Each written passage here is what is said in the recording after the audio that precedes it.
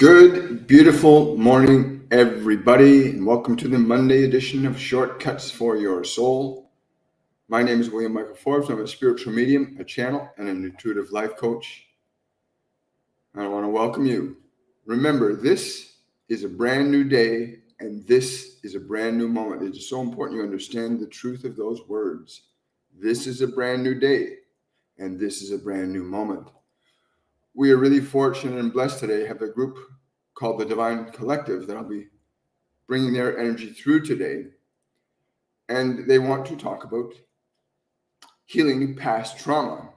That's not what they originally called it, but they told me I had to change the name of it because the algorithms and the people that filter out information selectively so that some people can hear only certain things and other people can only hear certain things. So it was changed from one to healing past trauma instead of healing a specific type of trauma. But they said it would not make a difference because the principles of what we are going to share with you today are universal, regardless of what period of time or space you experienced your trauma.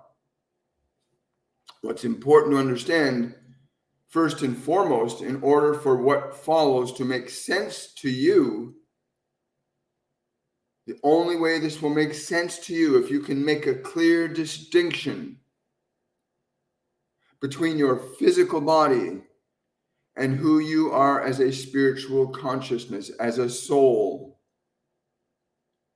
Your body is a mechanism through which you are able to articulate creative expression into this physical dimension. You utilize this physical mechanism as it is the only bridge that you have to articulate function in time, space, and matter. Now, one of the things that your body has very uniquely, you designed it that way, the original design. You designed it so that your body could have this system called memory. And as a spiritual consciousness, you had to ensure that that memory would last so that whenever you return to a body that was in resonance with your consciousness, that all of your acquired knowledge, wisdom, and experience would be available to you in that mechanism. Your science calls this mechanism of memory DNA, your genetics, which covers a very vast spectrum of time and space. It is how you can remember, if you are sincere and desirous enough to recall and remember all of your past life experiences. The experiences of your forebears are all stored within the structure of memory called your DNA or your genetics, whichever term seems to make more sense to you is the one you ought to choose. But suffice to say that you store many lifetimes of information in the structure of your physical body that you may, if you so choose, begin to gain access to that information.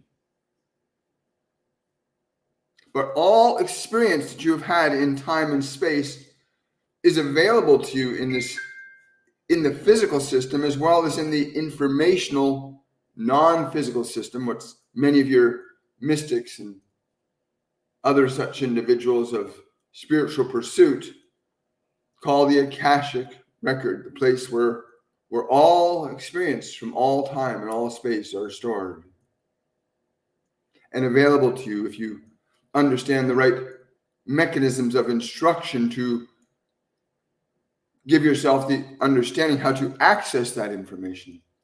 But we won't go into the details of the depth and the infinite potential of information that is available to you even in your own biology. But we will come back to the most important point, that in order to understand what follows in terms of healing your past traumas, it is important you understand that the body is not functionally who you are. It is functionally a device through which you express, into which you had downloaded when you came into that physical embodiment. You downloaded experiential information that was compiled in the formation of the body from many lifetimes of your experience, that might be made available to you. Very few of you actually avail yourself of this broader spectrum of memory systems, which is unfortunate, as it would loan you to understanding why so many of you are finding confusion in your identities, if we could use that term, because you do not understand that you confuse lifetimes with other lifetimes, and this can be very problematic, causing unnecessary confusion. But let us go to the rudimentary functions of your body. Understand, we are not speaking from the perspective of a scientific treatise or a thesis. We are simply speaking from what we know, as speaking in high terms would alienate a vast majority of people from understanding what they have every right to know and understand. You have every right to know and understand who you are, what the true nature of your physical organism is, and what your relationship is designed to be to it. But your physical body has memory in it. From each and every moment of time and space that you existed in this physical dimension, all of your experiences are stored in the great reservoir of information called your DNA, or your genetics, if you use that term. The specifics of a particular lifetime, like the one you're in right now, hearing these words from, in regards to a specific lifetime, you store all of the information from this lifetime, both in the structure of your thinking, remembering mind, and also in the structure of your biology. The function of memory in your biology is to be able to let the body know, until you gain sufficient authority and control over it, so that the body can distinguish that which is not good for it and that which is good for it. That is, when you, prior to awakening to the knowledge you were gathering for this lifetime from your environmental conditions and those that would provide you with information and knowledge,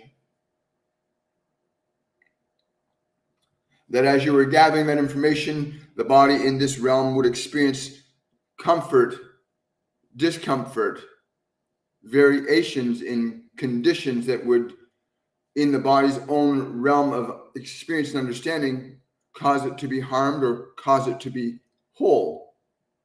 As a result, the body stores very specific information in itself while you live in a particular lifetime. The conditions, for example, of hot and cold, while before you gain sufficient knowledge to understand that you have authority to change the way that things and time and space affect you, which many of you unfortunately do not gain this knowledge, that you can alter and change the way time, space, and conditions of matter affect you when your consciousness is sufficiently awakened that you can assert an authority over matter, time, and space that the body in and of itself has no capability to do, but which you can program or train into the body to have such function, that it could not be burned or could not be frozen, could not be harmed, that there is this function of understanding.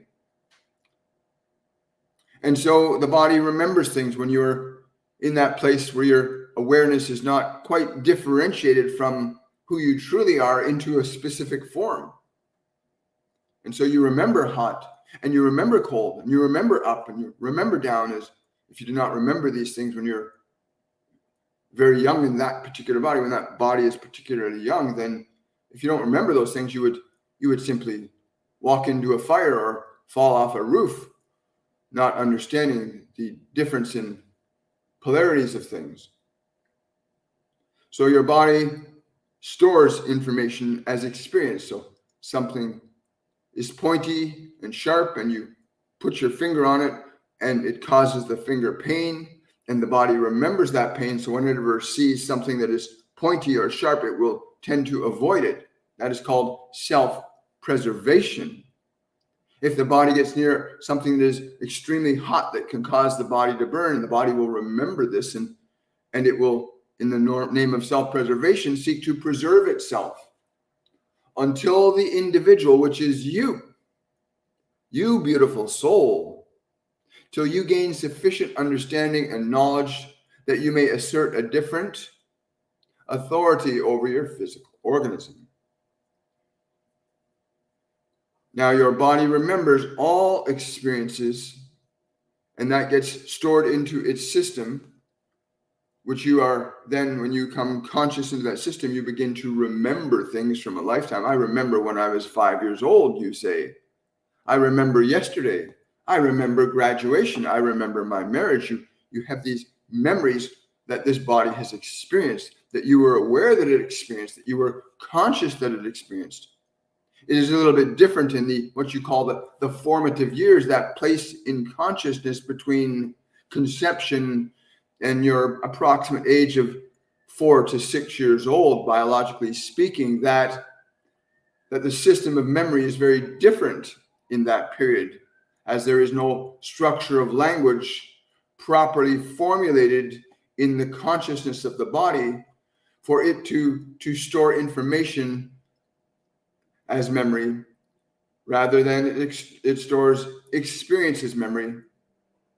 And so in those formative years, experience is very felt on a physical level, not on a level of language or remembering in the classic sense.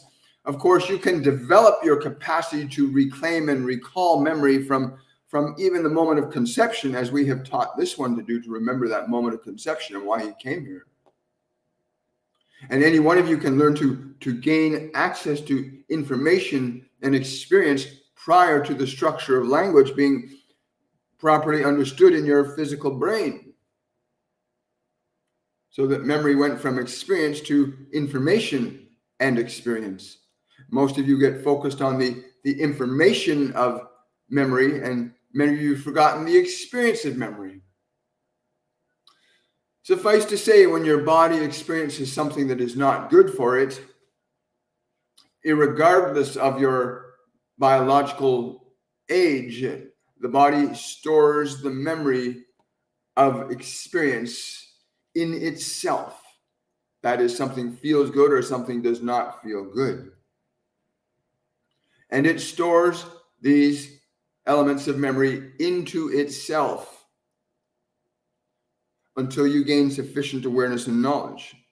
Healing past trauma, whether it is from this lifetime or another lifetime, requires that you gain conscious awareness of the functional conditions of energy or emotion, the body's assessment of an experience, in order to know where and how the body stores the memory of experience within itself, that you may then be able to change or affect the quality of energy, as it is the emotional condition that the body constructs from experience, from which it defines whether it will approach something or ignore something. If you are injured by an animal when you were very young, and it was sufficient enough to cause an energetic reaction and response in your physical body, then you may find yourself later on being afraid of dogs, and not for any particular reason, you know why, but you had this experience that you do not remember. But all what you call traumatic experiences, but also all beautiful experiences, are stored within the energy that the body sustains and maintains for itself in order to navigate its own conditions of survival in this physical dimension, until of course, you as the individual awareness learn that you can assert authority over its conditioned learning from experiential reality in this physical dimension, that you can transcend emotional, physical experiences that have been detrimental to your consciousness. This includes experiences from other lifetimes, as the memory of trauma, while not in the immediacy of your physical body, is stored within the subsystems of what you call your genetics or your DNA, where the memory from many lifetimes that you downloaded when you came into that body are stored there. So you can have an irrational, by standards of your conventional so-called mental sciences, by their standard, you can observe that someone might be afraid of something like a snake, but have no legitimate reason from this life to be afraid of snakes. And yet they have a fear of snakes. But within the system of memory, there is from another lifetime, or even from the lifetime of those who gave you some of the information from their genetic experience, as the information from your parents and your great parents and so on, your forebears. You acquired information also from them to ensure that you would have information from them about what they were able to survive. So the function of survival then spans a very, very broad spectrum of time and space. And so even one of them may have had a very traumatic experience with a snake and passed that information on down through their system of memory. And you, what your sciences call, you inherited that memory. Because you can inherit memories. Many of you have unusual or irrational feelings and emotions and do not understand why.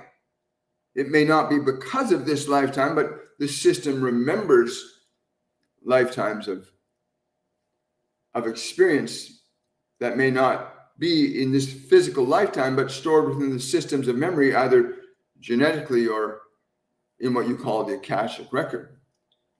Now, considering these possibilities, we know they are realities, but you must consider them as possibilities, as many of you have not considered this before. Irrespective of where or when a trauma has occurred in your experiential reality, the physical body will have a memory of that. And there is a specific place in your body where memories will live and be most active. For example, the most active area in your body based in memory, the most active area based in memory on your bodies is in two places. In the lower systems of the body, where reproduction has been a very powerful mainstay of your consciousness in this physical dimension. Reproduction was very essential and has remained to be so. And so your lower body remembers the necessity of reproducing and making more forms that you can continue to experience being in a physical dimension. So the memory of how you can continue to exist in this physical dimension requires that a physical form be manifested, that you can experience the functions of sight and sound and touch and taste and smell. And so these lower regions of the body, what you call your sexual organs, are very active in the need of reproduction in order that you can perpetuate the process of incarnating and departing and incarnating and departing. And so you have strong memory systems in this region of the body. That's why so many of you are so obsessed with it. You do not understand it as merely your strong desire to ensure that you can return to this dimension. But every experience you have ever had is remembered from this lifetime and others.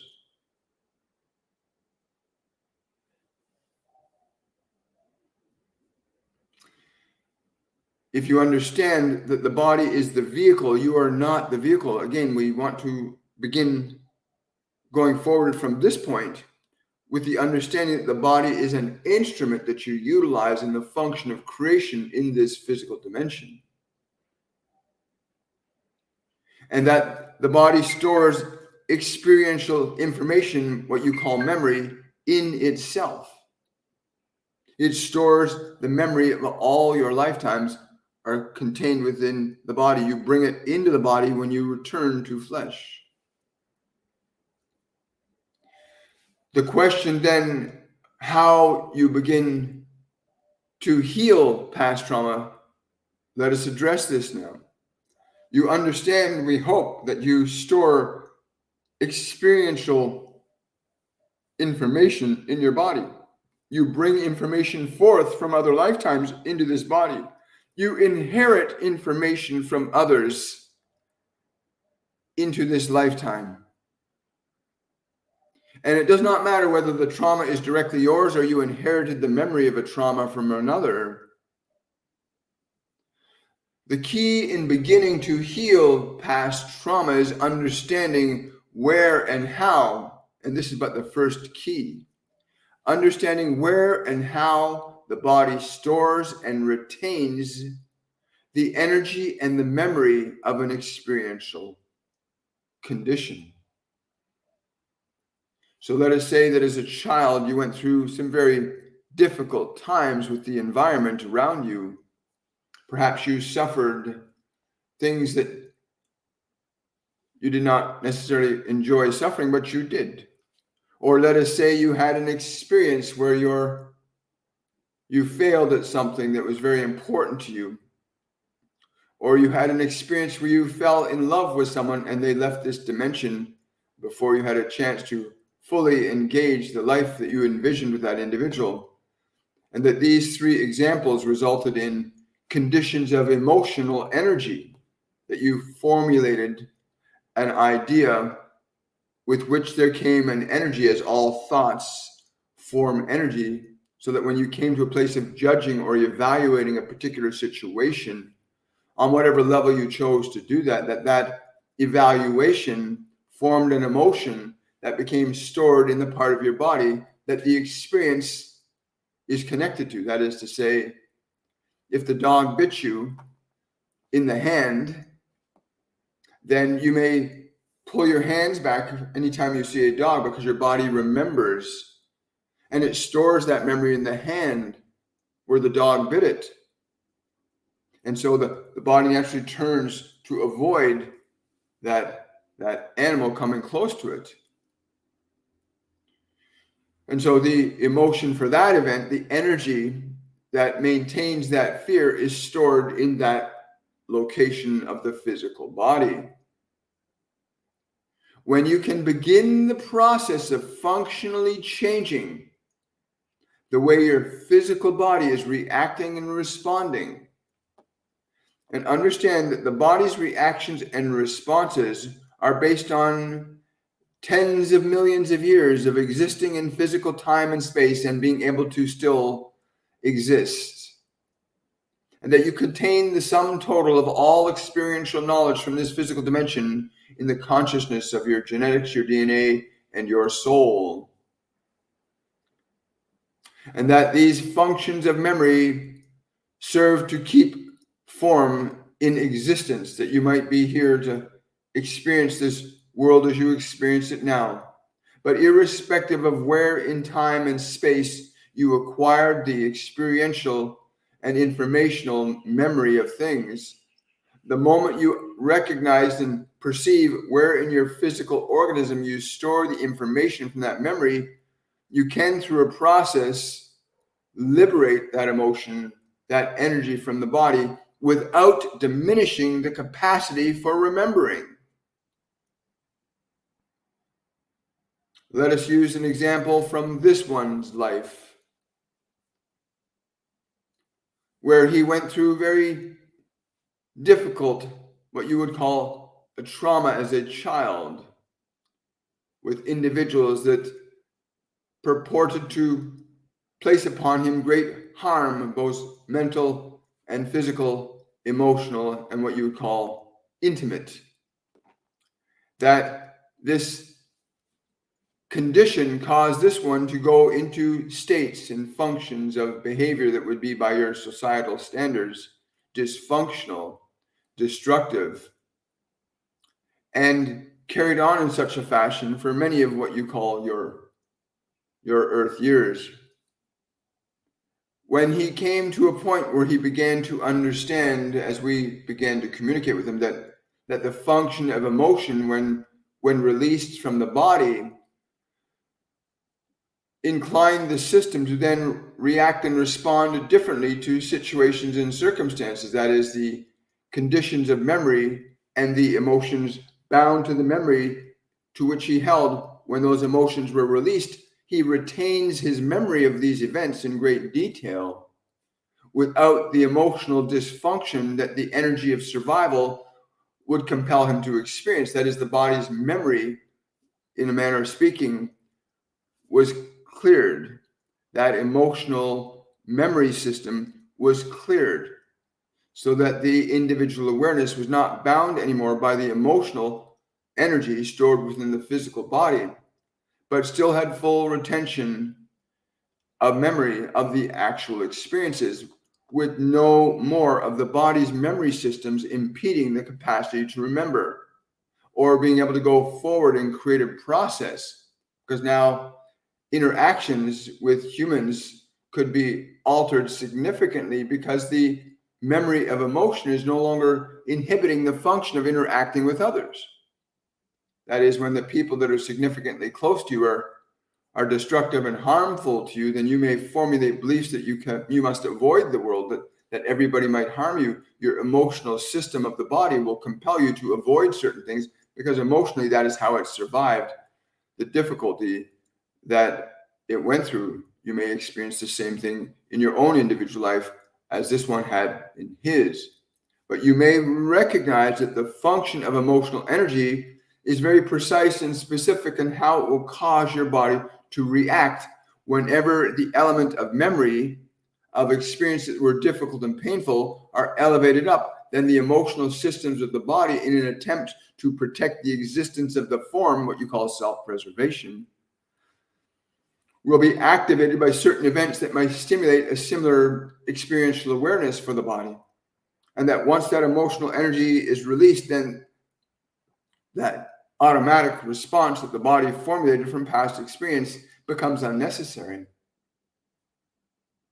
To be able to release old emotional energy from the biological system begins a process of liberating you from the survival mechanisms of your physical body, upon which your physical body has depended for tens of millions of years. It has survived, and you've been able to return to physical form because of the functions of instinct and self-preservation to maintain the existence of form, and that you have not been lost in that. You've not been lost in that. You've been able to return and return and return many times, some of you. But some of you come into lifetimes that you re-experience conditions that may not be so pleasant, even detrimental. You perpetuate them because the energy in the physical system is not changed. You come forward with what you have. Until you change what you have, then you go forward with something different. That is, if you're able to correct and restructure the emotional systems of remembering in the body, then you will correct and change the way in which you are capable of moving forward through this lifetime and subsequent lifetimes as well. The moment you can learn to release from your physical body the emotionally remembered conditions, again, from either this lifetime or others, because many of you have found yourself, many of your scientists scratch their head over the idea of how this person can have a trauma or a reaction to something in their life when they've never had an experience that would warrant such a thing. They scratch their heads and try to figure this out because they do not understand that life is not limited to the locus of a single biological experience of life. That the nature of what you are as a spiritual consciousness spans many thousands, if not millions of years in experiential consciousness, going from one form to another, gathering a little bit, progressing a little bit, slowly accumulating more knowledge and wisdom. But they do not understand this system of consciousness that transcends the immediacy of time and space as you perceive it.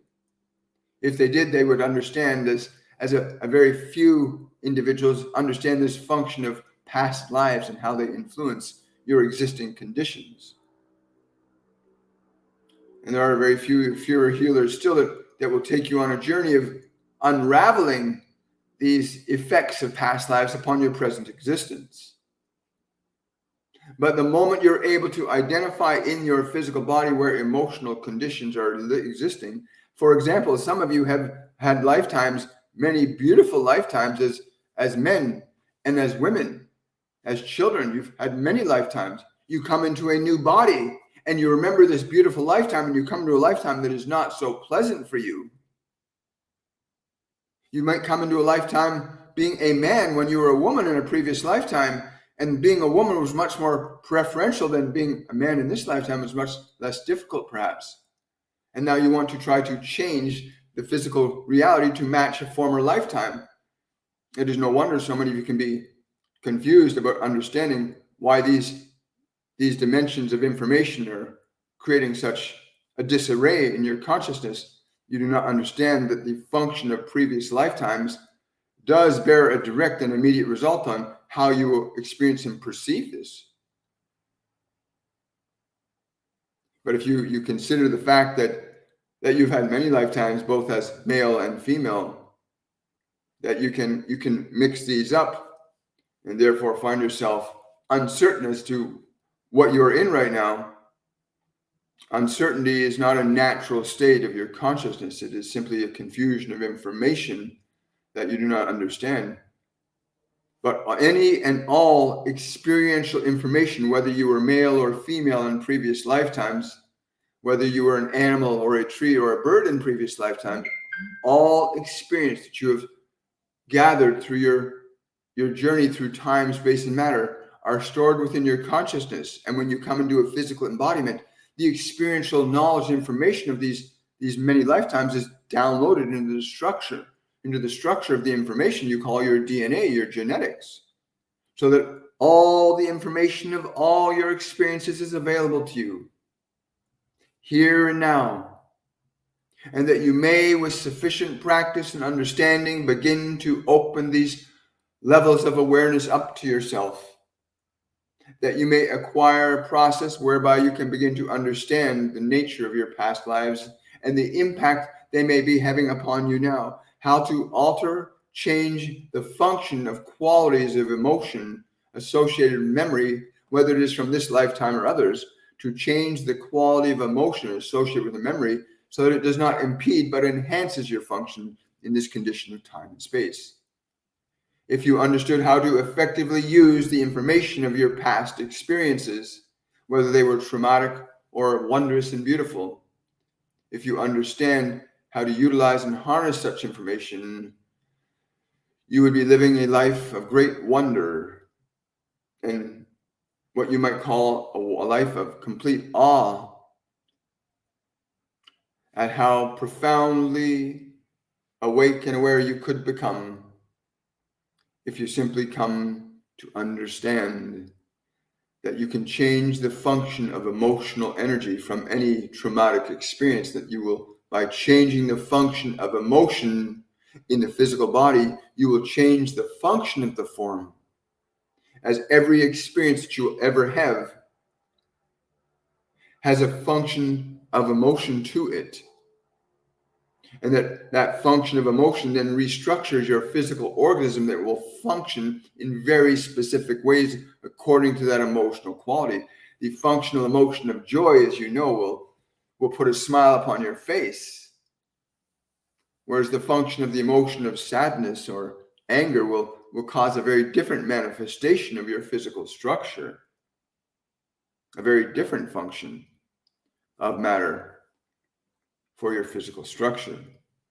But all emotion that you gather from this life and many others precipitates structures of behavior, structures of thought, and structures of information.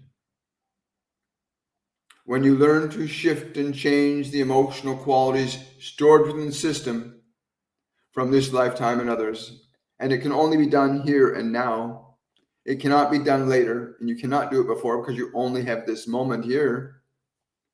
But you can learn the process of going deep within your consciousness, deep within your consciousness, and learning to change the energetic conditions that precipitate the function of behavior.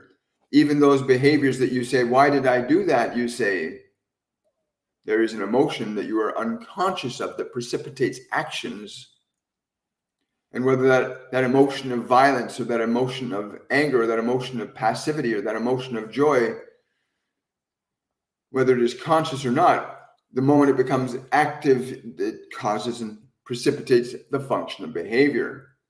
But you may at any time become conscious of a function of emotion, release it, change it, and alter it within the system as we stated in the beginning of our communication to you today, as you, as an awareness, are not the body. You utilize the function of biology to exist in this physical dimension. You are a soul capable of traveling eternally through time and space. Finding yourself localized to a particular identity, hearing these words, perhaps for the first time in many lifetimes,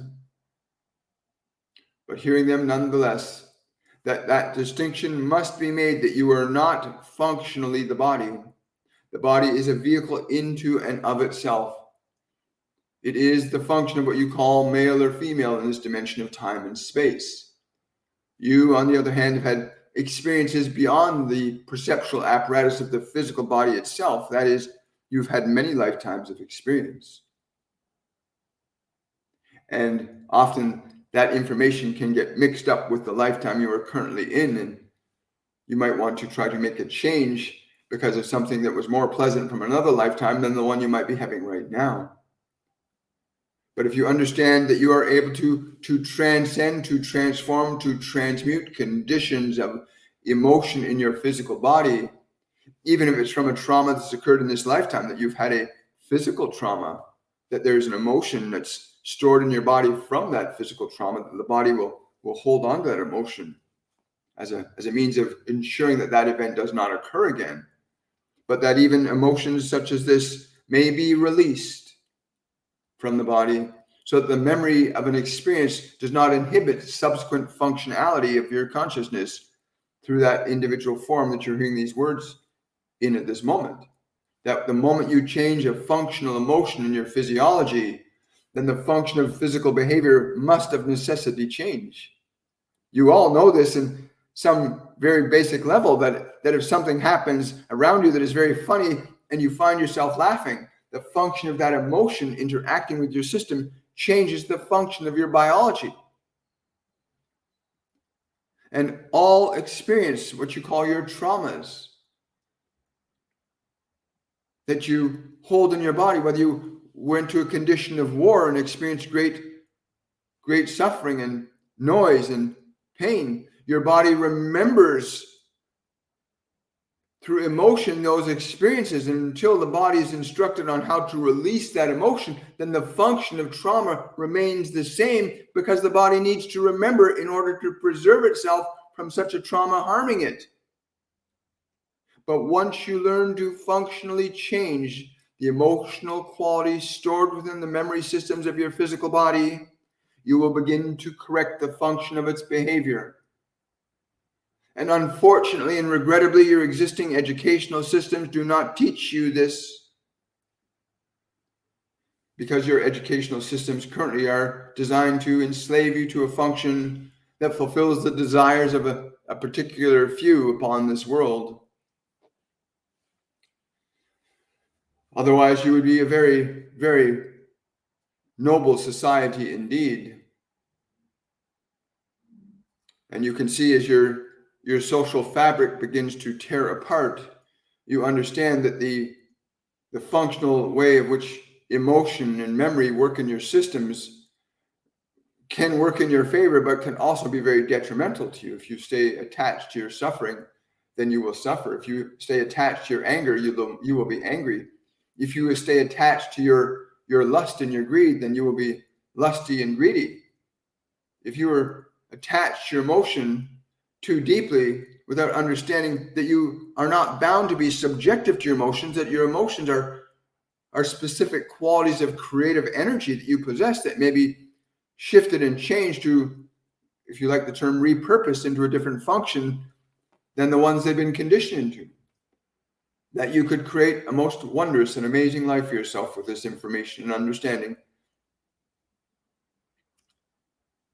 And when we came to this one and said to him, it is important that on your next day you speak of healing trauma, that you allow us to speak on the conditions of energy, the substance of emotion that many of you carry forth from other lifetimes in order to perpetuate the safe function of your experience of creation in a physical dimension. But the distinction between yourself as a spiritual entity and your body as the vehicle through which you function must be understood in order to begin to make sense of the reality that you can change the function of emotion, what we call energy, the function of energy in your body to be different so that you're not bound by the experiences of the past to limit you to the experiences of the past and the behaviors that you formed from those past experiences. While there is so much more we could share with you on the subject, suffice it to say, the moment you change an emotional energy stored within the fabric of your physical body, you can release qualities of emotion out of the body, which functionally changes the way the body can conduct itself in different situations. If the fear, the sensation of the memory of, say, that individual that was bitten by a dog when they were very small in this lifetime or another, but the memory is still there, the moment they recognize the nature and the quality of the terror, the fear that occurred in that moment, and are able to liberate that emotional quality from the structure of the body, then the body in and of itself will not be bound to respond and react in the same fashion it had previously, as you've released that emotional condition from it. And while you would still retain memory of that event, the memory of that event then would not have the emotional connection to it that would cause you to fear an animal such as a dog like that. We have the honor and the privilege of being able to instruct and teach others through this one. It is a commitment that we all agreed would be beneficial for those of you that had called forth this information, that you might find yourself creating in a very, very different fashion than your existing societal conditions might allow you to. But understand that the function of all your behaviors in this physical dimension has its root in the nature and quality of the emotional energies, the information experientially that you've acquired from this lifetime and many others. And that the existing confusions about who and what you are can be corrected in a very simplistic and practical manner without the need to fight, to force, to control others in order for you to feel comfortable. You simply need to change the function of emotional energy in yourself so that it does not matter what anybody else says or does. You're not bound by their emotions. You are governed by your own. And you're in a position in consciousness now, if you're hearing these words, that you can begin to generate and create qualities of emotion, to embody new qualities of emotion into your physical structure, to manifest dynamic and powerful positive changes in your creative process while you exist in this lifetime. This is all we need to say of this today. This is all we need to say of this today. Wow. And so the process that we're in right now is very powerful. We are at a most wonderful time in our collective consciousness and our individual consciousness. For those of you that are just arriving, please keep in mind, if you want to see the entire transmission from the Divine Collective, you can go to my YouTube channel. This will have been rendered a short time after the video is finished. And you can go to my YouTube channel and watch under the live section on my YouTube channel, where all the live channeled messages are available to anyone. And I'm very excited. So good morning, everybody, and welcome to Shortcuts for Your Soul. I'm just scrolling. Here we are here. We're going to scroll. Just scrolling down here. Going to look at questions and answers because we're at that point now. Hello, Drusilla. Good to see you back there. Hi, guys. Hi, Tanya. So we're going to do a little bit of Q&A. I do have a period of time that's limited, as a lot of people are wanting to know the truth about how to end their suffering. It's an amazing thing, you know. When they were talking about my past trauma, it's very important that I share with you my experience in a small degree, because I went through a lot of sexual abuse as a child from about age 7 to around age 13. Very difficult time in my life. It caused a lot of confusion about who I was personally. It created a lot of anger. I suppressed a lot of rage. I suppressed a lot of anger. I had to do that in order to survive. If I went against what my abuser was doing, I would get severely and physically punished. Now, at one point, he actually beat me with the tailpipe of a car in order to submit me. So there were some events like that precipitated a lot of fear and anger and rage, which led to, of course, in my teen years, being severely addicted to alcohol and drugs and other elements that I don't need to get into too much detail, but suffice to say that it wasn't until I started to understand what they just said to us, how and where in my body I was storing the functional memory of my trauma, like how I stored the emotions from that experience. When those people, my stepfather and my mother, were functioning in very destructive ways toward me, how did my body react? How did my body react in order to survive? And then when I began to release there's where I store my, okay, so I'm in this business. I'm storing protection and terror in my body. And when I began to release those emotions from the body, I started to become more social because I wasn't afraid anymore. I wasn't caught up in the trauma. What they also said about past life traumas, I don't want to get into some of my past lives that have been revealed to me in the last 5.5 years. That's be very difficult for some people to conceive or believe that they can even have another lifetime. A lot of people think this is the only lifetime you have. It's not.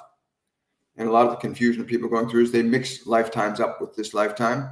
You can have a beautiful lifetime and desire that lifetime. I don't like this lifetime. I want to have this lifetime back in. And you try to remake your body to be the way it was in another lifetime. And it's created a lot of confusion. Unfortunately, our scientists today do not consider the possibility of other lifetimes, other dimensions of information. Some of them are beginning to in the quantum realm.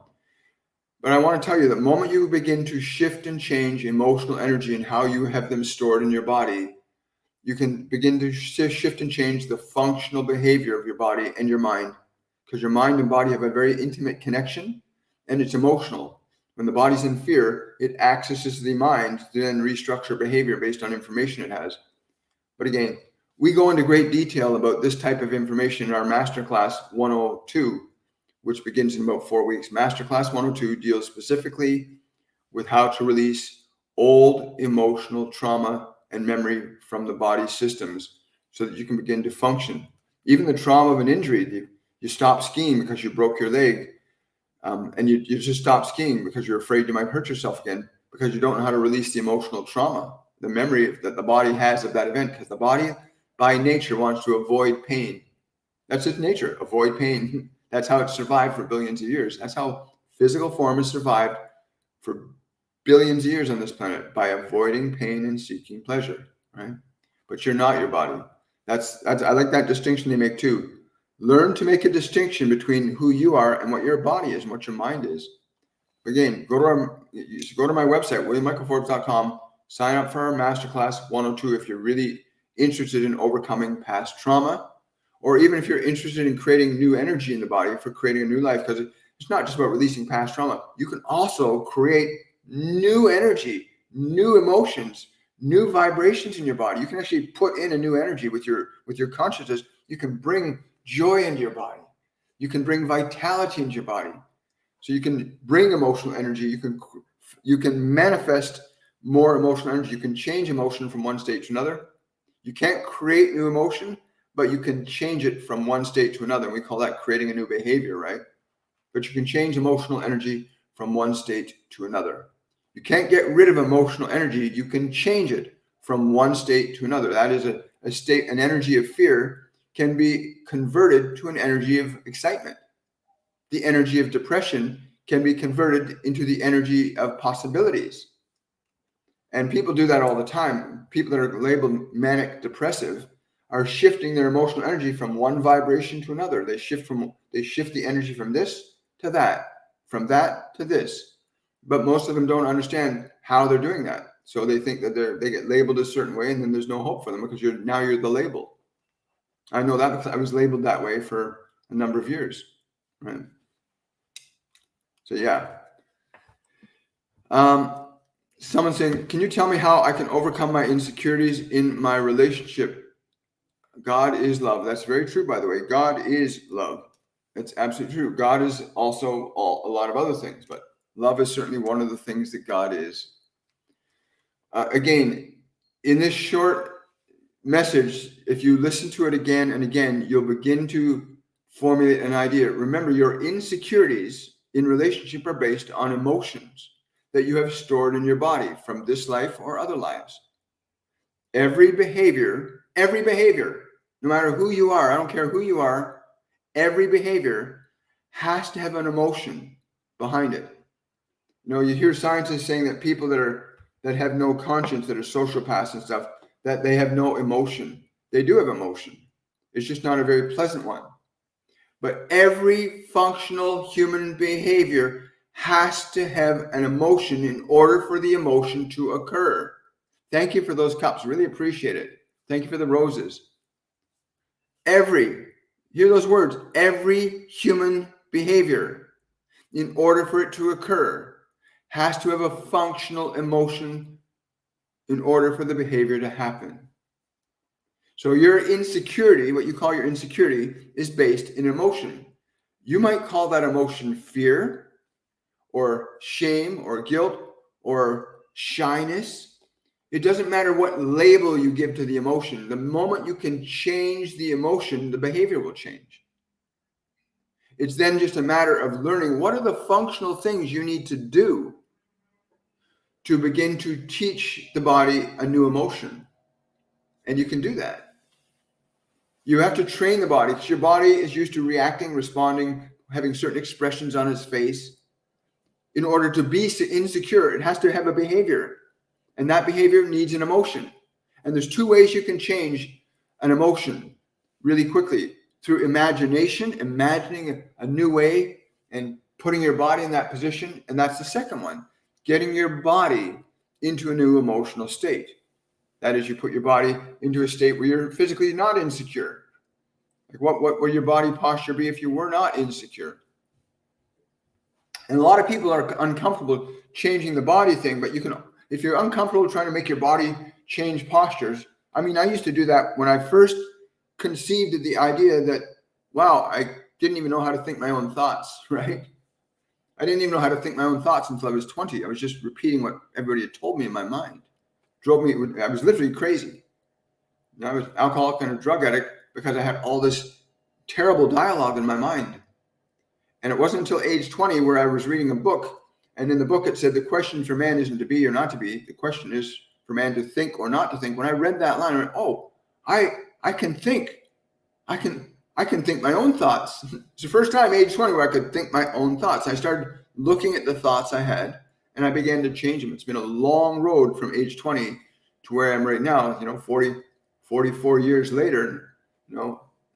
I've only spent the last 5.5 years really now understanding what I've been guided to understand, what they've been teaching me these last 5.5 years to completely change everything. But that's when I started.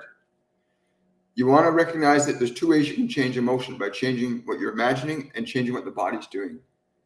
And in our masterclass 102, we will show you how to do that both ways, how to use your mind and how to use your body to effectively and easily change emotional energies. And we've watched some pretty wonderful things happen to people in our master classes where they literally have been holding on to limps and behaviors of the body that were uncomfortable, and suddenly they don't have that problem in the body anymore because they changed the emotional quality that was living in the body. And you change an emotion, you change behavior, and your body remembers experiences and stores that experiences as an emotion in the body. And the moment you can change The moment you can change the emotional energy in your body, it will functionally begin to change, right? So even if you're really sad, but something happens really funny around you, and all of a sudden you find yourself laughing. That's because a functional energy came into your body and caused a change. And a lot of people, unfortunately, depend upon the environment to give you the mechanisms of change. We've been conditioned, most people have been conditioned that something has to happen in the environment for you to change. And we say, bullshit. Something can happen in your own consciousness and you can make that change. You don't have to depend upon the environment to make changes in your psychology, in your energy, in your biology. You can literally become a master of your own mind and body. And it doesn't take years of study. Years of study can be really powerful and profound. But what they channel through me in our master classes, you can accomplish in a few short weeks what might in conventional forms of healing, or if you want to call it healing, conventional forms of treatment can take many years unnecessarily. And all you got to do is learn how to change the emotional energy connected to your insecurity and the functional behavior of your body. And it's not as difficult as you've been led to believe. Your mind and your thoughts are not who you are. This is why they said at the very beginning, really important to make that distinction, that you are not your body. You have a body. You are not your thoughts. You have thoughts. You are not your emotions. You have emotions. You are a spiritual consciousness living in a physical organism. And how much simpler than that can it be? Really? How much simpler than that can it possibly be? Here we go. I'm just keeping my eyes on this. Excuse me for a moment. I do have to be mindful. Okay, perfect. We are good to go. So yes, let's get into some more questions here. Hi, Drusilla. Yeah, it is pretty amazing, all this stuff going on. It really, really is. Good morning, everybody. So yeah, we'll do Q&A now. So yeah, you want to get engaged in a program that teaches you how to program yourself, because most of what you're going to learn from the world is to program you to be afraid, to be angry, to judge other people. Look at most of what's going on. You live in an educational system that teaches you to listen to what you're told, remember what you're told, but don't think about what you're told. And they teach you that for the first 20 years of education. For those of you that go to university, most of what you learn is to remember what you've been told to remember, not to critically evaluate or consider what you're being told and what the meaning and effects of it are going to be, right? So you want to learn. You need to learn something. Hi, Sherry. Well, it is an experiment. Life isn't a big experiment. Again, as someone says, I fully understand what you're saying. You see her in your child that I believe the lineage. Yes, you can. Wonderful. So I'm just down the bottom. I'm just going to scroll and get questions from TikTok and YouTube and Facebook. So yeah, if you got questions, you can put them in here. We'll get to them as best we can. Rainbow Warrior Patty's asking, can my guides or higher self give me any advice or places to go that will help me align or be great to meet a boyfriend that will be a loving relationship, please? Much love. In your consciousness, they're telling me to tell you that right now, Rainbow Warrior Patty. In your consciousness, you need to get into the vibrational state of that person being with you now. What would your face look like if you knew he was with you now? What would your face look like right now? Right now. What would your face look like if he were with you right now? And you stay in the energy of that look. And you walk around with that look, because it's not for other people, it's for your creation.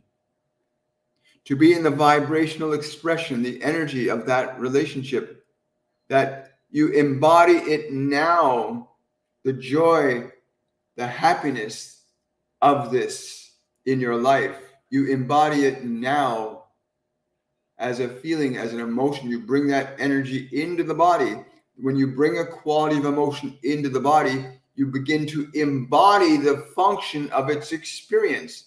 As emotion organizes all behavior, when you bring a quality of emotion into your body, you also bring the physical conditions for that emotion to exist, which in this case would be the emotion of joy and happiness at no longer being alone. And the energy of that fulfillment will precipitate the conditions that will match it, just as the energy of anger and fear will precipitate the conditions of what is angry and fearful, also likewise being manifest. Each and every one of you manifests the conditions that you hold on to emotionally, as emotion is organizing the conditions of your experiential reality in time and space. You must remember this. Well, thank you. How are these emotions released? Well, again, in our masterclass, we will walk you through a process, but quite simply, you can use your breath to release them from the body because it's not that complex. It's not that complex. It's a matter of recognizing where does the emotion live in your body, because everything that you're connected to in this world, you have an emotion about it. The people, the places, the events, the circumstances, good or not so good, every emotion in your body is connected to an experience in this world. Once you find out where in your body you're holding that emotion, if you change the emotion in your body, you suddenly begin to change your world. You have to change the energy to change matter.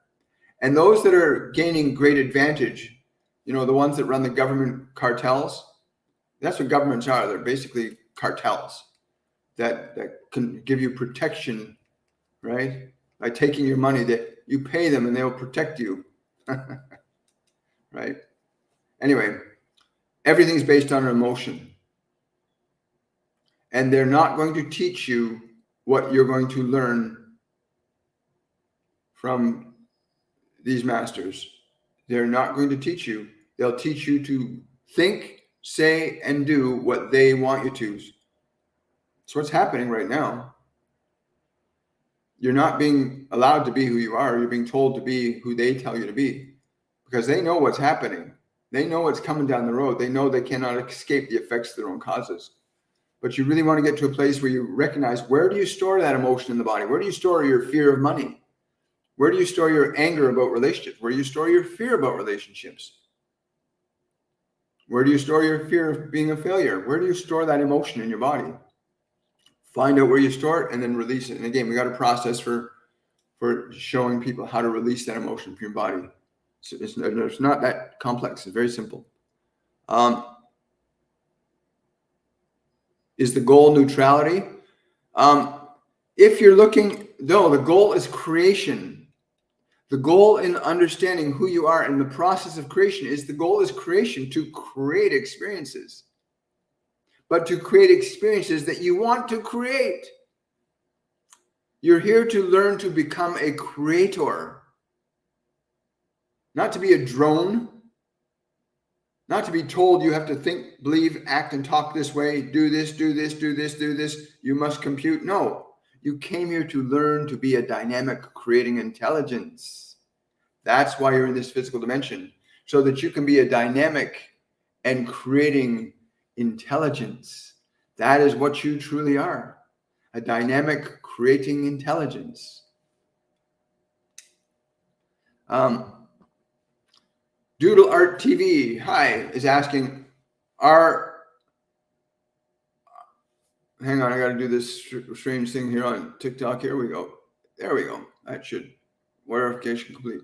Doodle Art TV is asking, are the green and pink maps that I keep dreaming about telling me I need to move soon?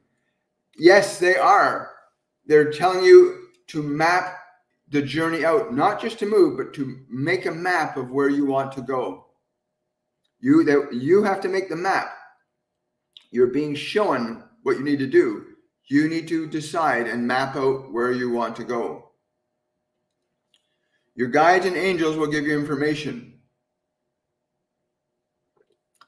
God will give you information. Jesus will give you information. You can get information, but you are an independent creating consciousness. It's what's called free will, why you have free will, because you are an independent creating consciousness. So you need to learn to map out where you're going to go. You get to do that this lifetime. Isn't that wonderful? That you're here to learn to create. I was driving now. I'm at home. Good afternoon from Spain. Hi, Spain. Good to see you. Wonderful. Are my ancestors and guides happy with me and the route my life has taken? They're telling me to ask you that question. Are you happy with the route that you are taking your life on? Understand, we are here to guide you and give you specific information, but you are here to functionally create your life, to make it pleasing to you, not to please others, but to make your life a creative expression that is pleasing to you. And so we would simply say that to you, dear one. Are you pleased with where you are taking your life? We will guide you, but we will not do for you. And you may accept or reject whatever we would say, but ultimately you are responsible for the process of creation in your life. You may get information from us, and you may get information from many in this world. But ultimately, you are responsible for the function of creation through the body that you currently exist in. All of you are. Every one of you is responsible for the creative process that you can articulate through the individuality of that physical form. Wow. It's really pretty straightforward, isn't it, guys? Got over 20,000 likes on TikTok. It's wonderful. Hi, guys. Hi. Hello. Boy is spitting straight truth. Well, I'm just channeling the truth, right? And you become one with it after a period of time. Yes. Thank you so much. Becoming higher than higher. Yeah, your guides and your angels, ascended masters like Jesus can give you knowledge, they can give you wisdom, they can give you vibration. But we are all ultimately responsible for our own creative process. But there's some really wonderful guides and angels, and having a chat with Jesus or Buddha or God is a wonderful thing to do. You need to learn how to connect to your guides and angels. And we just started our 101 masterclass where people are in the process now beginning to learn how to connect to their guides and angels. It's a wonderful, wonderful thing. It really, really is, right? That you are creating intelligence. You are not your body. You are not your mind. You are a creating intelligence. Thank you so much. The art of time and space. Yeah, that's very true. How can we discern this? Well, discernment, which is a big thing in a lot of mystical schools, discernment, it's a big thing with any ascended master. Discernment, Master Jesus says discernment is the most important thing to make the distinction between your body, your mind, your soul, and the spirit, to make a clear distinction, to learn to discern the information you receive that is more appropriate to the process of creation in alignment with the function of love, which is what Master Jesus truly mastered, the function of love. He learned to embody the function of love creatively in everything he said and did. Same with Buddha. Same with Joan of Arc. I mean, that beautiful soul. She's a wonderful being. I hope you can connect to her sometime, right? But yeah, they all say discernment is very important.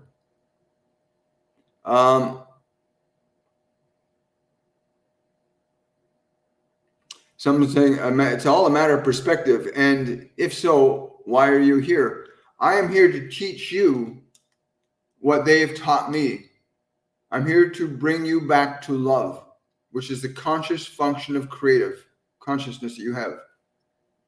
There's two forms of creating. You can create from fear or you can create from love. What are you going to choose, love or fear? Which are you going to choose?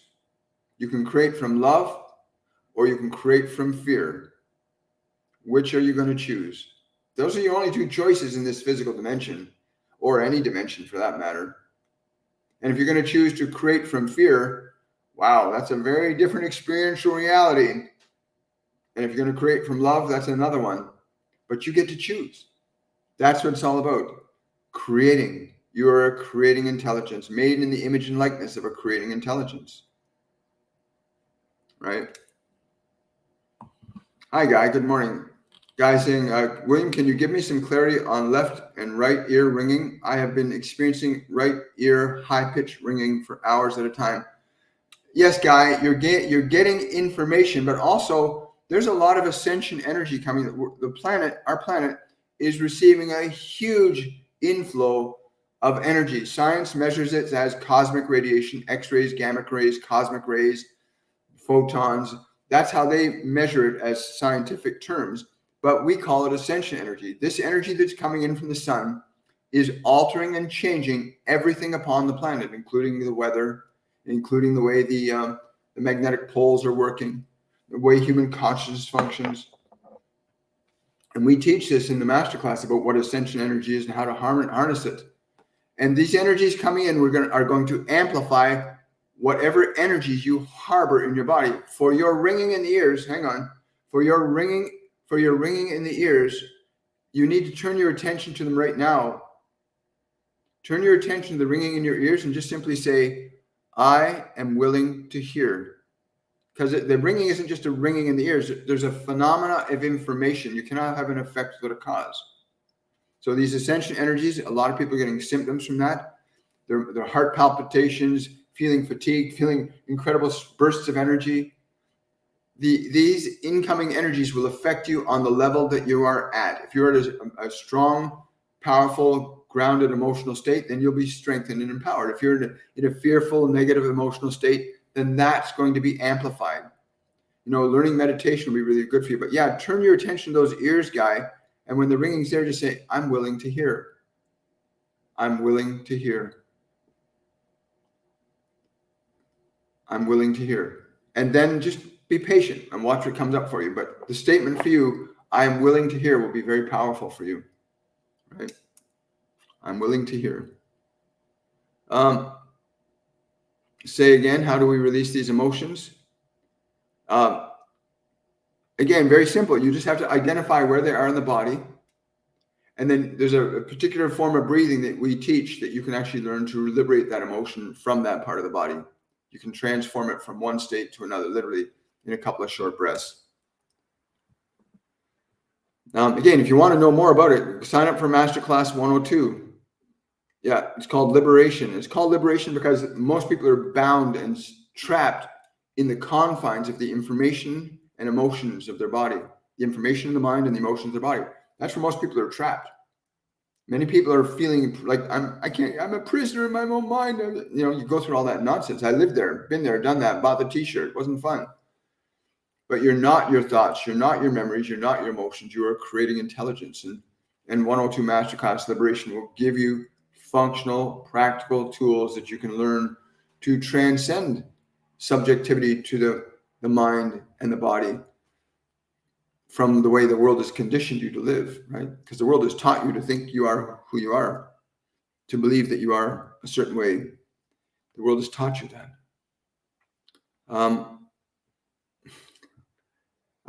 Get back in memory and look at it throughout. See the faults and change it from being outside looking. Yes and no. Lots of us are conditioned into struggle and lack. Yes, that's right. Most humans are being conditioned into struggle and lack. You don't realize it. The term, if you're in Canada, crown land. Why does the crown lay title to land that they're not even living on? What gives them title to land that is for everybody? What gives any government title to land that is here for everybody? Understand that there is a function of control, authority, and power existing on this planet right now that's designed to benefit a few at the expense of the many. And they use subterfuges to keep your attention away from what they're doing, right? They do that all the time. My guides and angels say it's going to come to no good for them. No bunkers they build, no underground cities they build will withstand what is coming if they do not change their ways. And yet they also tell me the infrastructure of these ones that are doing these terrible things to humanity right now, that the infrastructure currently exists, that we can literally as a species collectively do a 180 from this place of fear to a place of love, which would result in a significant change in our environment and our conditions as humans. Because remember, we are a human family. We are a human family. It doesn't matter what color your skin is. We are a human family. We are humans. Yeah. And humans have categories. We are men and women. It's what we are biologically. Don't confuse other lifetimes with this one. Teach us how exactly. Please sign up for the 102 masterclass. You want to learn? Then come and learn. I am honored and privileged that I get to be a vehicle for all this information. I am truly grateful. And you can go and check out some of my lives. I think they've actually done, if you go to some of my lives on my YouTube channel, my previous lives, go to the lives video section on my YouTube channel and look back at some of the channelings that have been there, some of the information from Jesus and Buddha and others that will actually tell you the process. But I would encourage you to come into a learning environment where there's a community of people that are likewise focused on transformation and change, right? Come and join that masterclass. It's really simple. It really, really is. Is he speaking third person? Sometimes they speak through me. Sometimes they'll speak through me. I communicate information from them to others. Who are them? Multidimensional beings, ascended masters, my guides, my angels, guardian angels. Everybody has access to them. If you're just a human that thinks you're just a mind and body, then you're going to have some difficulty accepting the conception that you are not your body and you're not your mind. You're going to believe that's all you are. It's very difficult for people to get their mind wrapped around the idea that you are not the body. You are the crane operator. You are operating the system. Where are you operating it from? You're not operating it from your brain. Your brain is just an intermediary device, electromagnetic device that you put information through that allows you to operate the system, right? But a lot of people believe that there is no God. A lot of people believe that they're just going to go back to the dust from whence they came. And it's very true. Your body will. Your body will go back to the dust from whence it came because it's a temporary vehicle. You are not temporary. You are not temporary as a spiritual consciousness. I cannot tell you how many times people leave the body and somebody calls them in during a reading. So somebody will say they want to talk to their grandmother or grandfather, and they come in and they start talking and they go, oh my God, it is them. Because the vehicle doesn't exist doesn't mean the one driving it is gone. When your body ceases to function, you just don't have a physical means of communication on this dimension. The body right now can communicate with sound waves so that your physical ears can hear a physical sound easily. But if this body weren't here, there'd be no transmission of a physical sound. The transmission would be a transmission of energy in the spectrum of energy called thought, right? Or telepathy, some would call it. But yeah, it can be very confusing for those that do not understand the distinction between body and mind. This must take a lot of practice. Actually, it doesn't take a lot of practice. This just happened to me 5.5 years ago.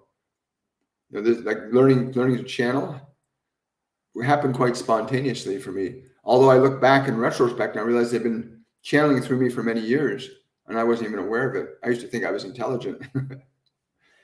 Now I just know it's just information I'm receiving, and we all can receive that information.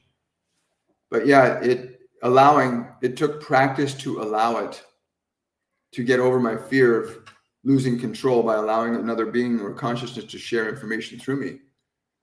That took a lot of practice to release my fears around that. Because again, religious mythologies, many religions talk about the idea of mediumship as being evil, but every single one of their religious leaders, whether it's Muhammad or Jesus or Buddha or Moses, they all talked to non-physical beings. They talked to God. They talked to the angels. They were channels. They were mediums. Mediumship is a very powerful intercommunication device that you can connect to the divine and you can connect to lower vibrational energies. There's high vibrational beings and low vibrational beings. Yeah, it took practice for me to surrender my fears and concerns. And I also had to change how I ate. I had to change how I drank. I had to get rid of caffeine. I had to change a lot of things to change the way my body was so I could vibrationally let this information flow through me, right? But that took practice, learning to allow. Hi, Drusilla. Hi. We need to embody the knowledge. I can believe something, but when I experience it, I know it fully. That's very true, Drusilla. Hi. Hi there. Just scrolling down. Oh, we got some super chats here. Super chat from Amanda. Hello, William. I'm starting to see more of my childhood self when I look in the mirror. Is this something I need to look into? It does feel wonderful. That's wonderful. Because your childhood, I'll tell you one of the reasons why governments want to get your children into school, into daycare. Because as a child, you are not made by anything other than what's put into you. And they're now taking children, so they want your children at a very young age, because at a very young age, when children are raised around families and allowed to experience life and play out in the real world, in the trees and amongst life is a very beautiful and wonderful thing. I'm very happy for you. As far as why you're remembering that, you're connecting to the joy of your full being. You're connecting to the joy of your full being. So you're integrating now the freedom and playfulness, the wonder of being a child, which is without limit. Children don't have limits. And you're reconnecting to that limitless, playful nature of yourself. That's wonderful, Amanda. And we all need to do that. But they shove kids now into daycare. They try and get parents, get your kids into daycare as soon as you can, because then they start programming your children with useless information for the convenience of getting you out to work so they can collect money from you. Right? They got both parents out working right now so they can collect money from both of you and convince you to believe that you were being liberated. No, they created another tax base. They get twice as much money as they did 100 years ago when they only taxed men. Oh, we can tax women. Now they're taking your children. So now they've got you paying them all the money to indoctrinate your children into thinking what they want them to, and your children are alienated from you. How many parents have children alienated from them because of the educational system that indoctrinates children to believe certain things? They set father against son, mother against daughter, sister against brother. They're doing that. It's darkness. It's what some mythologies call the devil, right? And it's right in your house right now, telling you what you should think of yourself as a man or a woman. You should think of yourself this way, right? Their indoctrination. You've got to wake up to this, folks. Right? Sorry, guys. I know they don't like me getting too political on my own. It's just not the function of it. The function of our work is love. Bogey Mill is asking question: will I move this year to a new place and house or condominium? They're asking me to tell you, what would you choose? You must understand the function of your capacity to create. Do not turn to us to effect creation for you, beautiful one. You are as potent and powerful as the divine. If you understand your will to create is yours, not ours.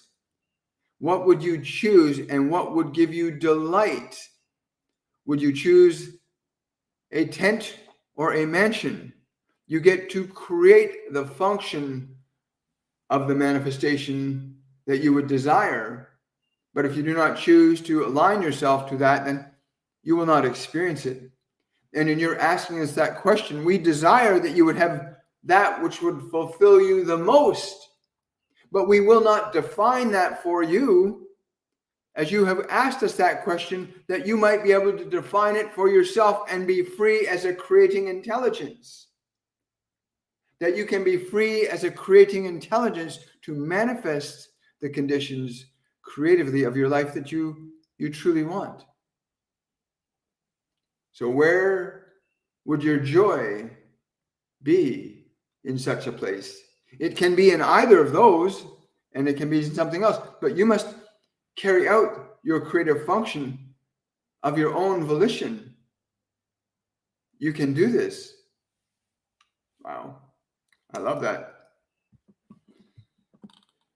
Hi guys. Lots of questions today. I love it. I love it. Look at all the hearts. Almost 30,000 hearts on TikTok.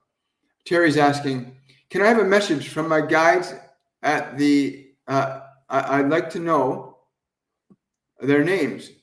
I know of one. He says it's not enough to know of us. You need to learn to commune with us. You need to sit and request our presence with you, that you may know and hear us yourself. Speak my name that you know. Speak my name that you know in your meditation, in the stillness of your mind, in the undistracted place. Speak my name and ask me questions. Yes. Wow. Thank you, Terry. It's a great question.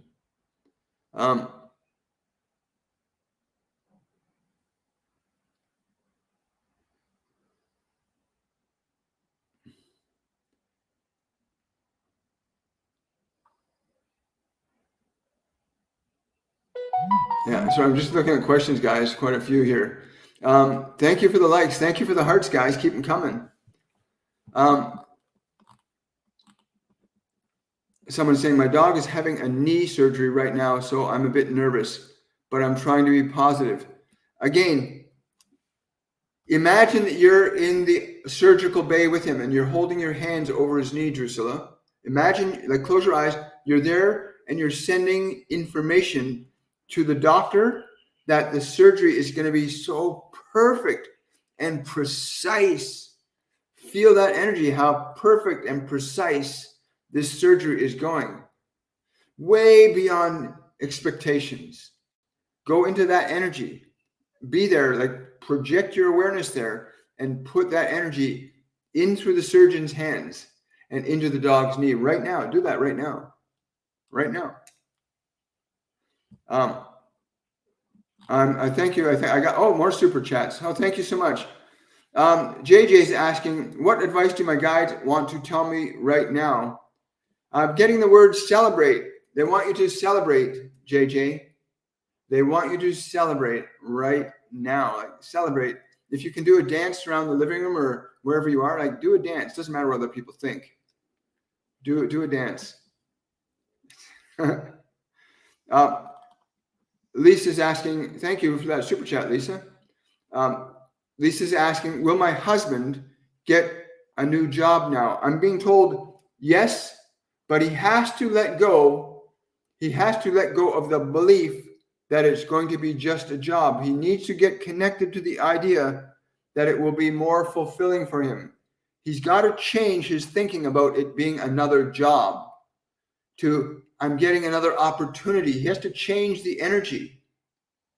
Please tell him that, Lisa. He has to change the energy because he's got the idea, I've got to get another job. Will I get another job? And you've got that energy too.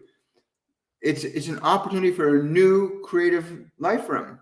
He's got to change the energy. Now he's not getting another job. He's getting a new and incredible opportunity. Change that energy. Words formulate structures of energy. Words formulate structures of energy, which is emotion. So he's not just getting a job. Tell him he's getting a new opportunity for something wonderful. Get that energy going for both of you, and it'll happen pretty quickly, and he will not be disappointed. Thank you so much. There, we got that now. Thank you so much. Someone saying the masterclass is so good and it was only one day. I'm so happy to be in. I'm glad you're there too, Lisa. We're glad you're there too. This masterclass 101 is an introduction to connecting your guides and angels. We got our day 2 is today. I'm really excited about, I think it's Master Buddha coming through today to instruct us. That'd be a lot of fun. Well, thank you so much. Elise is saying, that's what I tell him all the time. Yeah, but I understand Yeah, men are different than women. We really are different, and it's a really complimenting thing. Let him know it's going to be okay. Like but getting to that place where he realizes it's a new opportunity. He's got to shift his perspective on it. It's up to him. You can't do it for him, because he'll feel like you're not good. He's not good enough. If you keep telling him, you got to do this, you got to do this, as much as what you're saying is right, just tell him you believe in him. You tell him, I know you're going to get the right day. You tell him what you know he's capable of. I know you're capable of getting an amazing opportunity. Tell him that, instead of saying you have to think this way. Don't do that. Tell him you know he's capable of creating an amazing opportunity for you guys. Tell him what you know he's capable of, that you know he is. It'll make him feel really good. Men like to be complimented. They really do. It's a really powerful thing. If more women understood that just by telling your man how amazing he is sometimes can go miles to changing the structure of your relationship. But that's another subject matter. That's my personal opinion, right? Wonderful. Thank you so much for that. Thank you.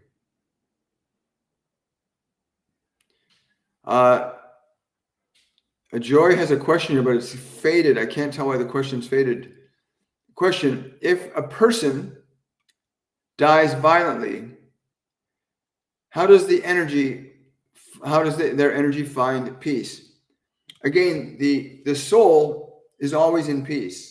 The mind, they'll carry the memory of that trauma in their system, but they won't be adversely affected as a soul. But their next incarnation will have a chance to resolve that. The other thing you can do is you can go onto an astral plane, connect to their soul, and tell them that they can release the old emotion with love and grace. They can literally release the fear and the anger, what they went through in that last moment. Tell them they can release it with love and grace. Tell them that. They go on an astral plane and talk to them. Because when a person's not in a physical body, they can't hear your physical words anymore. Some of them can, not very many of them can. Jesus can, Buddha can. So when someone's not in a physical body, you really want to connect to their soul, and connect to their energy, and communicate thoughts to them, because they can hear thoughts, but they can't hear physical language anymore. When someone leaves a physical body, they don't have the equipment to perceive physical sound waves, but they can perceive thought waves, which are non-physical. Thought waves are non-physical. Sound waves are physical versions of a thought wave. Right? Yes. Yeah, Bazia, your aunt is saying Yahoo. Your aunt is saying she's very happy. Like, yeah, she's really excited. It was more than she expected. That's usually the case too. Good morning. Hi. Good to see you guys here. Hi.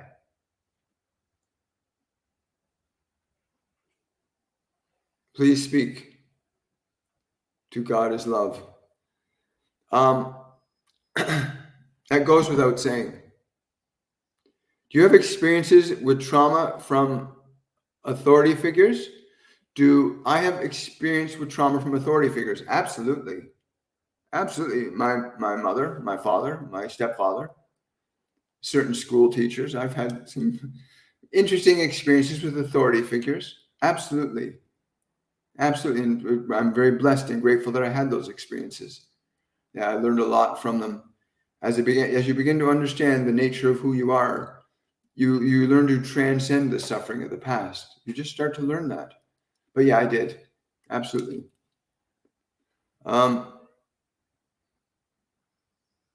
Someone's saying, I'm taking the long, painful route to feel my pain first, to process it very painfully. Yeah. Shadow work, they call that shadow work, where you actually go into your pain and you feel it. It's not your pain. Your emotions can't hurt you, by the way.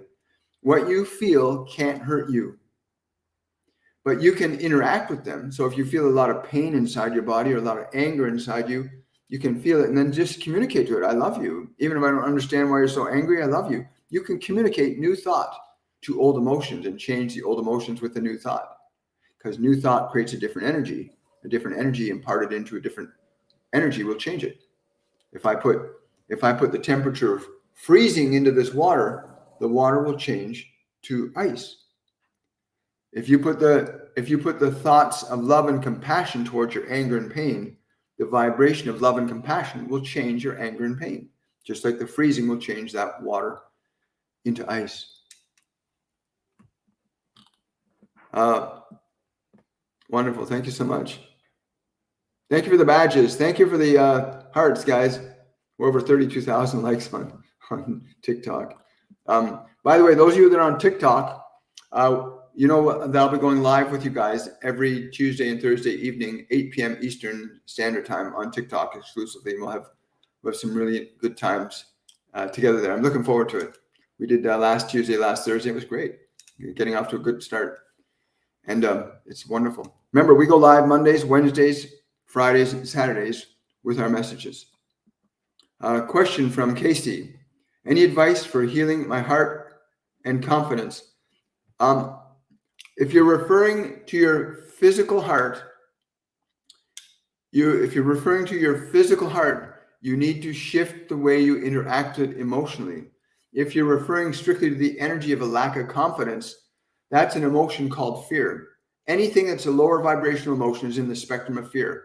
Lack of confidence, distrust in yourself, dislike, self-loathing, depression, anxiety, fear of the future. These are all lower vibrational energies. We call them fear. Then there's higher vibrational emotional qualities of joy and excitement, playfulness and compassion and kindness, curiosity. And then you can take a very specific emotion and you can literally direct love into your fear and change it. You can literally direct a different emotion to yourself. That place where you feel the lack of self-confidence, it lives in your body. It's what they said earlier. All emotion resides in your body. When you change the energy in the body, you change the behavior, right? So you want to find out, where does that feeling of confidence or lack of confidence live in your body? Where do you feel it when it happens? Where is it living in your body? You can turn to do two things. You can turn to the body and change the posture the body's in, which will shift the energy instantaneously. And you can also interact with the energy and say, it's okay. I'm with you. I love you. I'll take care of you. I'm going to make things better for you. You can actually talk to your feelings differently than you currently do, and you'll shift their energy. Really simple. Hello, beautiful soul. Hi, guys. Remembering past lives has become increasing learning how to integrate energies. Again, you can learn that in the master classes. There are processes for integrating. I love you too, darling. Thank you so much. I feel I'm meant to heal a lot of ancestral trauma. Everybody's here to heal, but you don't have to. You can't heal the past. You can heal it here and now. You can only heal in the present. You can have a past present. You can have a past emotion in the present and heal it in the present. All healing occurs here and now. All healing occurs here and now. Yes, I understand. Any advice for healing my heart? We got that. Thank you so much.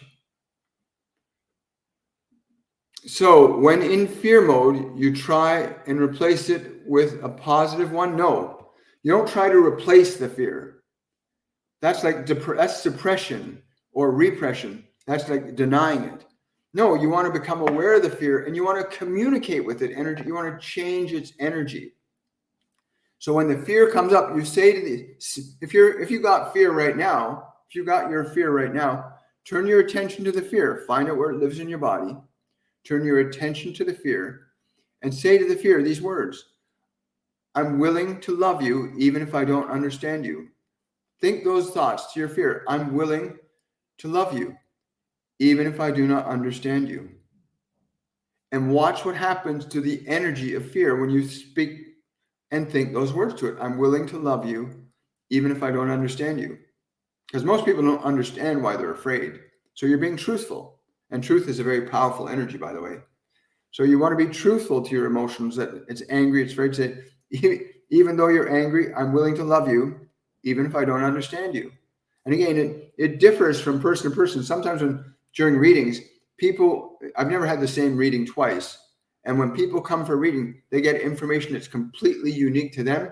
And they may be guided to say or do very different things by their guides and their angels to heal and correct emotional energy in their body. It can be intimately unique from person to person, but they do talk about there being certain general mechanisms for transforming old emotions, old traumatic feelings and memories from one state into another, right? There's a very simple way when you understand the process. Hi, guys. Good to see you. Yeah, yeah. Thank you so much. I appreciate that. Thank you. True, but if the fear is not exciting, then you just have to face it or continue to die by it. No, it's not. No, your fear will change.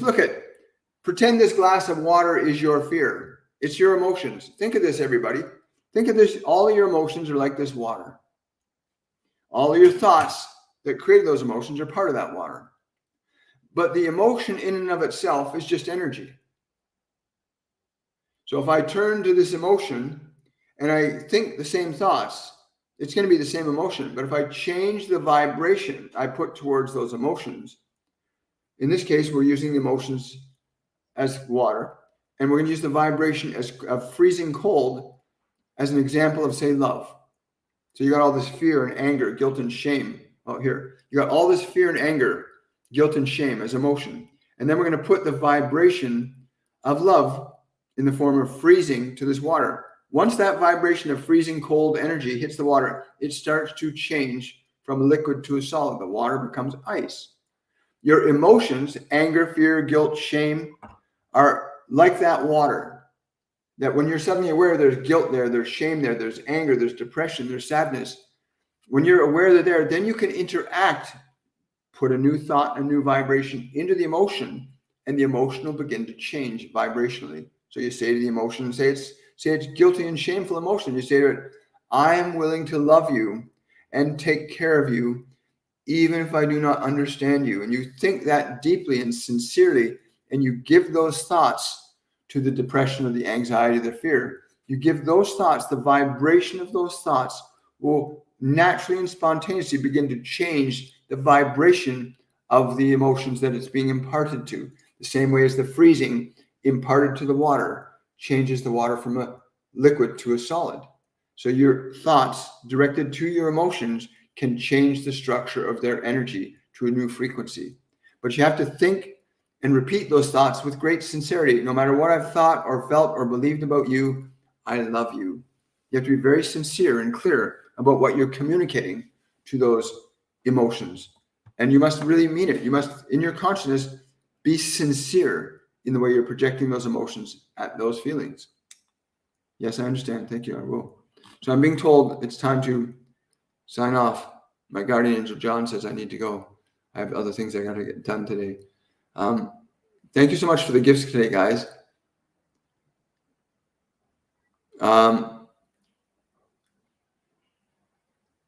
Someone's saying my mediumship got stronger, older. Yeah, that happens. The more you do it, the better you become. But mediumship, children are born, we're all born with mediumship skills intact. Clairvoyance, clairaudience, clairsentience, claircognizance. Those are the 4 primary clairs we work with in our masterclass. Every one of us was born with them. But what happens is the environment pulls all of your attention. The environment pulls all of your attention into your eyes, into your ears, into your hands, into your feet. You get caught up in the physical senses at the expense of your internal senses like clairvoyance, clairaudience, clairsentience, claircognizance. The inner senses don't get developed. Our 101 masterclass and our 102 masterclass focus on redeveloping and activating those inner senses and developing them so that you bring them back online, because everybody's got them. Gut feelings, intuitions, you got a hunch. Those are residual effects of those other senses that lay dormant or undeveloped in your consciousness that you must learn to awaken them. Oh, you're very welcome. So guys, thought adjusters, that's very true.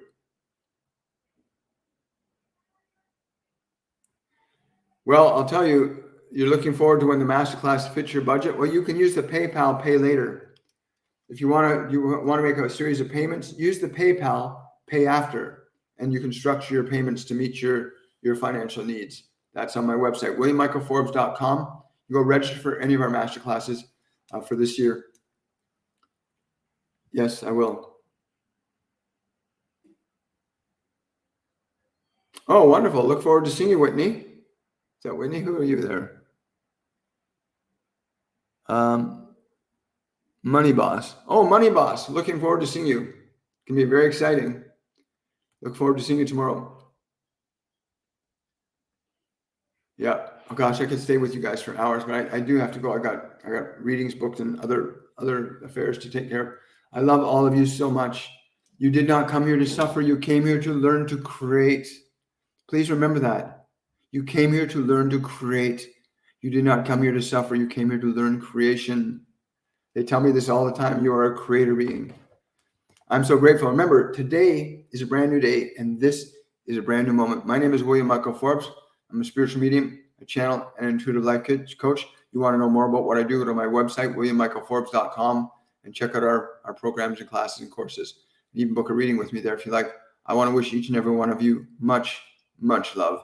Have yourselves a wonderful and a joyful day. And I will see each and every one of you on the Wednesday show. And I will see my TikTok family tomorrow night at 8 p.m. Bye, everybody.